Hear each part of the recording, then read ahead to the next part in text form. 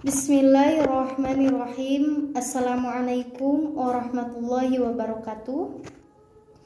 Alhamdulillahirabbil alamin wa bihi nasta'inu ala umuri dunya waddin. Wassalatu wassalamu ala asrofil anbiya'i wal mursalin wa ala alihi wa sahbihi ajma'in. Amma ba'du. Kepada dosen yang saya hormati selaku dosen pengampu mata kuliah filsafat pendidikan dan yaitu Bapak Acep Rahmat SAG MPIL, dan kepada teman-teman saya kelas PIB yang berbahagia. Pertama-tama marilah kita panjatkan rasa syukur kita kepada Allah Subhanahu wa taala yang telah melimpahkan kesehatan dan rahmat kepada kita semua. Izin memperkenalkan diri. Saya Imas Jamilah Fauzia dari kelompok 2 dengan nomor pokok mahasiswa 2406212141 ingin memaparkan materi tentang konsep pendidikan menurut Paul Frey dan Ivan Illich. Langsung saja pada materi pertama, yaitu konsep pendidikan menurut Paul Frey. Di sini saya akan memaparkan tentang biografi Paul Frey. Paul Frey dilahirkan di Revis, yaitu di Brazil bagian timur pada 19 September 1921. Kemudian Paul Frey wafat pada tahun 1977. Kiprahnya dalam dunia pendidikan cukup luar biasa terkenal dan fenomenal di tingkat internasional. Kemudian slogan yang dibangun oleh Paul Frey yaitu pendidikan untuk orang tertindas merupakan pendidikan yang harus dilaksanakan dengan bukan untuk kaum tertindas atau yang disebut dengan individu atau manusia secara keseluruhan. Dalam perjuangan tanpa henti untuk meraih kembali kemanusiaan mereka, pendidikan ini membuat penindasan dan penyebabnya menjadi objek refleksi kaum tertindas. Dari refleksi itulah lahir pembebasan atau yang disebut dengan liberation. Kemudian Paul Frey penulis penting dan berpengaruh mengenai teori dan praktik pendidikan kritis pada abad ke-20. Fokusnya pada peran pendidikan dalam perjuangan kaum tertindas, dicirikan dalam meramu dan mengawinkan konsep-konsep pendidikan yang praktis untuk dikerjakan dalam rangka menuntas kebodohan di Brazil. Menurut Frey, tujuan utama dari pendidikan adalah membuka mata peserta didik guna menyadari realitas ketertindasannya untuk kemudian bertindak melakukan transformasi sosial. Kegiatan ini bertujuan untuk menyadarkan peserta didik tentang realita tertindasnya. Pemahaman ini disebut dengan konsientasi. Yang dimaksud dengan konsientasi adalah pemahaman mengenai keadaan nyata yang sedang dialami peserta didik. Lebih lanjut, menurut Daniel Fanny menjelaskan bahwa konsistensi dalam pemahaman Frey adalah determined and integrated process of liberative learning and teaching as well as personal and societal transformation, dan seterusnya. Poin selanjutnya yaitu berbicara tentang prinsip-prinsip pendidikan Paul Frey.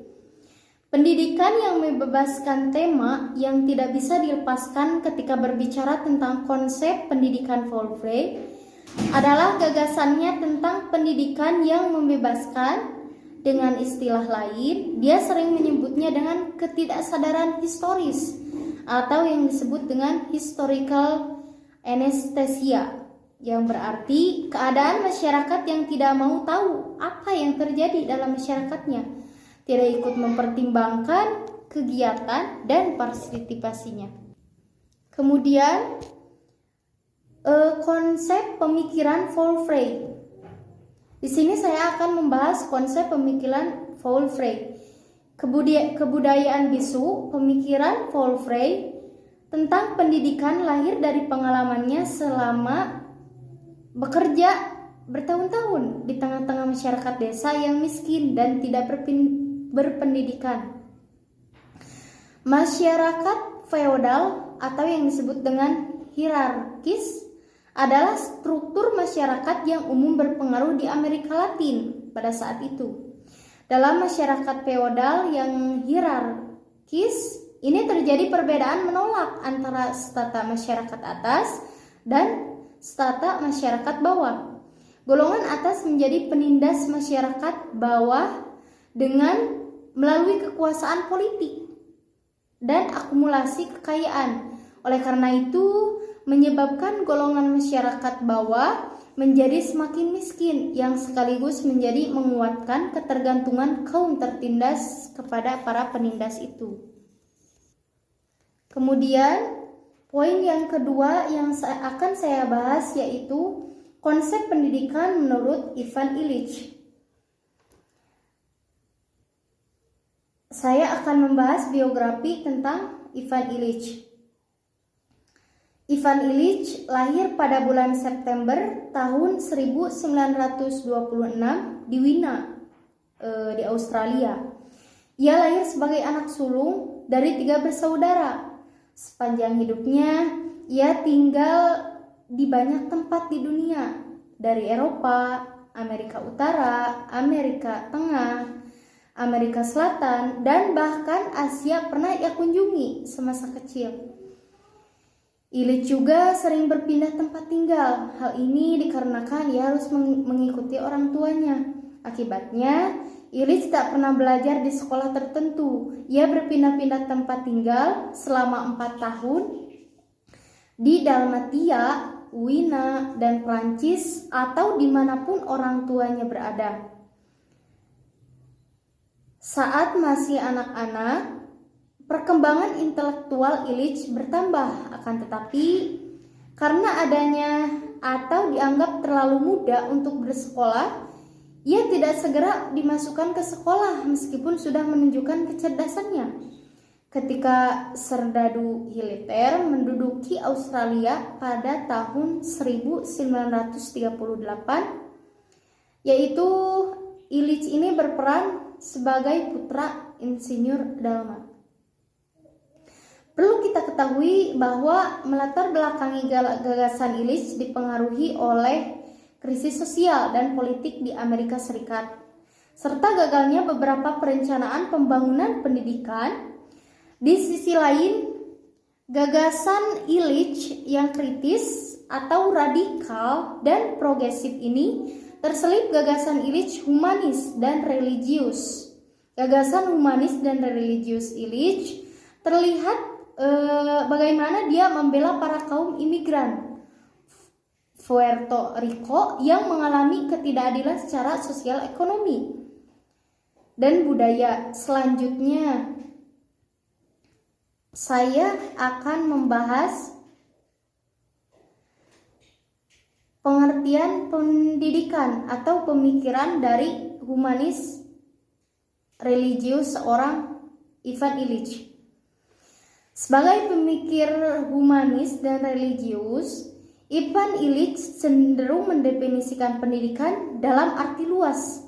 Baginya, pendidikan sama dengan hidup. Pendidikan adalah sesuatu yang ada dalam kehidupan untuk mempengaruhi proses pertumbuhan dan perkembangan. Jadi, pendidikan dapat diartikan sebagai pengalaman belajar seseorang sepanjang hidupnya. Illich juga menyadari bahwa hak setiap orang untuk belajar dipersempit oleh kewajiban sekolah, tapi menurutnya sekolah mengelompokkan orang dari segi umur yang didasarkan pada 3 bagian yang diterima begitu saja. Anak hadir di sekolah, anak belajar di sekolah, dan anak hanya bisa diajar di sekolah menurutnya. Kemudian tujuan pendidikan Ivan Illich berpendapat bahwa suatu sistem pendidikan yang baik harus mempunyai 3 tujuan, yaitu yang pertama, memberi kesempatan semua orang untuk bebas dan mudah memperoleh sumber belajar pada setiap saat. Kemudian yang kedua, memungkinkan semua orang yang ingin memberikan pengetahuan mereka kepada orang lain dapat dengan mudah melakukannya. Demikian pula bagi yang ingin mendapatkannya. Kemudian yang ketiga, menjamin tersedianya masukan umum yang berkenaan dengan pendidikan. Menurut Illich 1982-99 sampai 100. Sistem semacam itu menurut agar jaminan pendidikan menurut konstitusi benar-benar ditegakkan. Para pelajar tidak boleh dipaksa untuk tunduk pada satu kurikulum wajib atau tunduk pada diskriminasi yang didasarkan pada apakah mereka memiliki sertifikat atau ijazah. Tidak.